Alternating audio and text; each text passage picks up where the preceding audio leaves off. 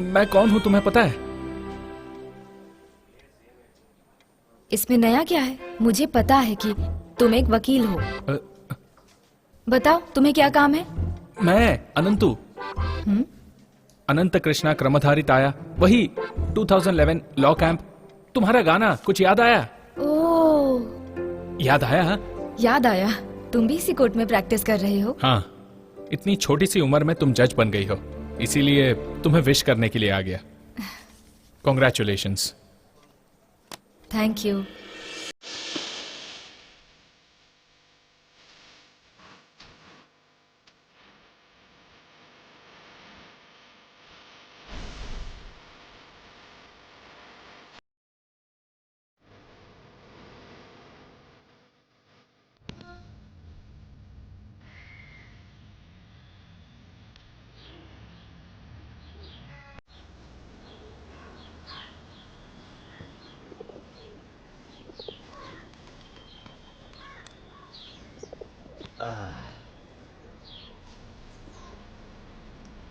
बेटी,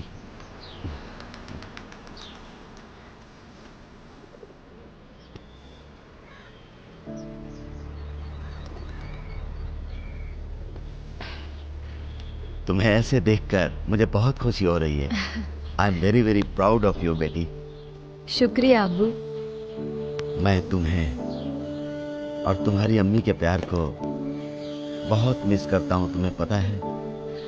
तुम लोगों की खुशी और दुख में मैं कभी शामिल नहीं हो पाया, और उसी बात को ध्यान में रखकर तुमने अपनी मेहनत से ये कामयाबी पा ली। शाबाश बेटी। मेरा इतना ही लक्ष्य है अब्बू कि मेरे जैसे बच्चों के मन में माँ बाप के लिए कभी भी गुस्सा नहीं आना चाहिए। ऐसे बच्चों के भविष्य के लिए कुछ अच्छा हो सके, बस इसलिए मैं जज बनी हूँ। यही मेरा लक्ष्य है। तुम जरूर कामयाब होगी। खुदा की दुआ हमेशा तुम्हारे साथ है। आहा, वत्सला, ध्रुवमूर्ति राय की पहली बेटी की कुंडली आई है। हमारे अनंतु की जन्म कुंडली से कितनी मेल खा रही है वो देख रहा हूँ। पूरे 28 गुण मिल रहे हैं। इस शनिवार लड़की देखने के लिए बुलाया है। आपको पता है, मेरे उम्र के लड़के वीकेंड पर फिल्म देखते हैं, पॉपकॉर्न खाते हैं, और एक मैं हूँ जो हर वीकेंड लड़की देखने जाता है। मम्मी देखो, इसके बाद मैं कोई लड़की नहीं देखूंगा। क्या हुआ अनंतु? लड़की देख देख कर परेशान हो गए हो क्या? परेशान मत हो बेटा, मुझे देखो, मैंने तुम्हारी मम्मी से शादी करने से पहले 90 लड़कियों को देखा है। हाँ, एक से बढ़कर एक लड़की थी यार। इतनी खूबसूरत लड़कियों को देखने के बाद मैंने तुम्हारी माँ को देखा और वो मेरी जिंदगी में आ गई। कितनी लड़कियों को देखा वो जरूरी नहीं है, किसके साथ रिश्ता जुड़ता है वो जरूरी है। रिश्ते हमेशा ऊपर से जुड़कर आते हैं। अच्छा, आप कहते हैं कि जोड़ियां ऊपर से बन के आती हैं, तो हम लड़की क्यों ढूंढ रहे हैं? जिसे मिलना है वो अपने आप मिल जाएगी। बेटा, जोड़ी तो ऊपर वाला ही बनाता है, वो हमें मिलना चाहिए और उसे ढूंढने के लिए हमें प्रयत्न करना चाहिए। प्रयत्न करना चाहिए। जोड़ी बनाता है ऊपर वाला, पर हमारा भी प्रयत्न जरूरी है। पैदा करने वाला घास भी बनाता है और वो घास भी देता है, लेकिन खाने के लिए उसके पास जाना भी पड़ता है। तो बस यही तो प्रयत्न करना है। अगर ऐसा है तो मैं नुसरत को पाना चाहूंगा। मेरा उसके पास रहना जरूरी है। ठीक है, ये प्रयत्न आप कीजिए, मेरा प्रयत्न मैं करता हूँ। ए, अनंतु, ये घर की बनने वाली बहू किसकी किस्मत में है पता नहीं। कुछ भी हो जाए, इस घर की बनने वाली बहू आपके लाए हुए इतने सारे रिश्तों में तो नहीं है। क्या कहा इसने? कुछ भी बोलने का और सुनने का टाइम नहीं है। हमें ये बात वकील को बतानी होगी। सर, मैं गाड़ी लेकर आता हूँ। हेलो वकील साहब। बोलिए अध्यक्ष जी, आपकी आवाज सुन के तो लग रहा है बहुत खुश हैं। हाँ, सही कहा तुमने। एक तो केस जीतने की खुशी, और दूसरी मेरी बहन बैग लेकर सीधे घर आ रही है उसकी खुशी। अरे मेरी बहन को तलाक दिलाने वाला वकील मिल गया है। मिल गया का क्या मतलब है? इंसान अगर कोशिश करे तो क्या नहीं मिल सकता। वो सब ठीक है, आपकी बहन का डिवोर्स हो रहा है, आप इतने खुश क्यों हैं? अरे भाई, एक वकील तलाक दिलाने के लिए तैयार हो गया और दूसरा वकील शादी के लिए तैयार हो गया, तो खुशी तो होगी ना। मैं नुसरत से प्यार करता हूँ, ये बात इसे कैसे पता? अध्यक्ष जी, शादी के लिए सिर्फ जोड़ी जरूरी नहीं है, इंसान का कोशिश करना भी जरूरी है, और वो कोशिश मैं भी करना चाहता हूँ। हाँ हाँ हाँ हाँ हाँ, सही बात है, बिल्कुल सही बात। और उसी कोशिश के लिए मैंने अपनी बहन के तलाक का केस सत्यमूर्ति को दे दिया है।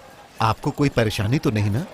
मुझे क्या परेशानी होगी? आपने ये केस सत्यमूर्ति को दिया है, इसका मतलब है कि ये केस जल्द से जल्द सॉल्व हो जाएगा, ये तो गारंटी है। और आपकी बहन को जल्द से जल्द तलाक मिल जाएगा। मैं तो बस यही प्रार्थना करता हूँ कि तुम्हारी बात देवी माता सुन ले। सुन लेंगी, सुन लेंगी।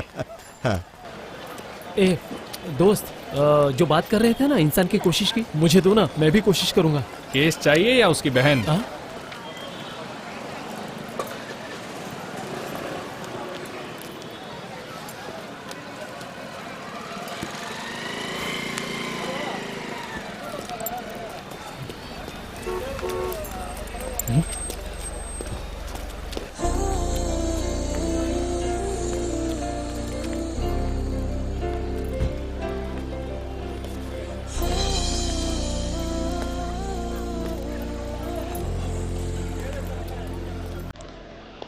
मुझे नुसरत के साथ रहने के लिए कुछ ना कुछ तो करना पड़ेगा।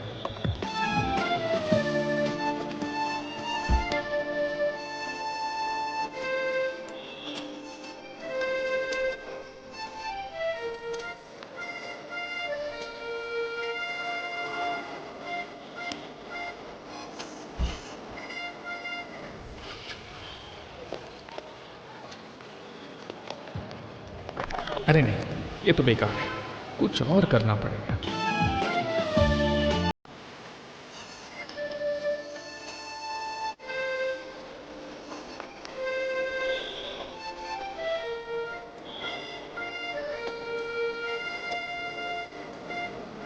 नहीं, ये भी नहीं चलेगा। हे भगवान, तू ही कुछ रास्ता बता।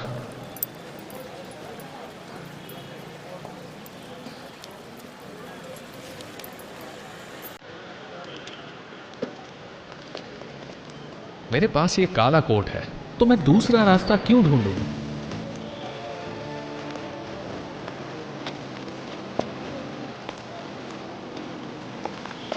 लेकिन एक शर्त है, कोई भी कारण से कोई भी तलाक का केस अपने हाथों में मत आने देना।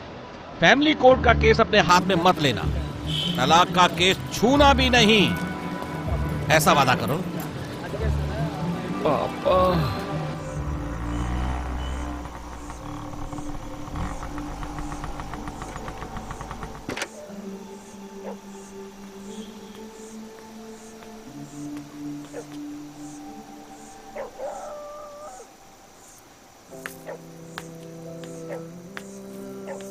यहाँ क्यों बैठे हो? हाँ?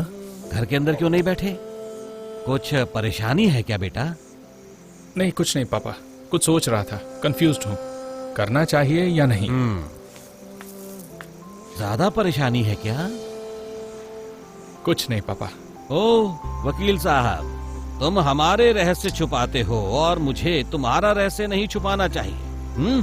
रहने दो बेटा, छोड़ो, अब मैं इसके बाद नहीं पूछूंगा। लेकिन एक बात ध्यान में रखो, तुम किसी भी बात को लेकर कंफ्यूज मत हो। तुम्हें जो सही लगता है वही करो। हाँ, तुम्हारा उद्देश्य सही होना चाहिए, बस।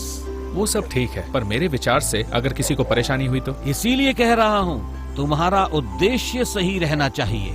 ये जीवन एक योद्धा की तरह होता है। यहाँ जीने का एक ही मकसद है, हम जिस रास्ते पर चल रहे हैं वो ठीक होना चाहिए।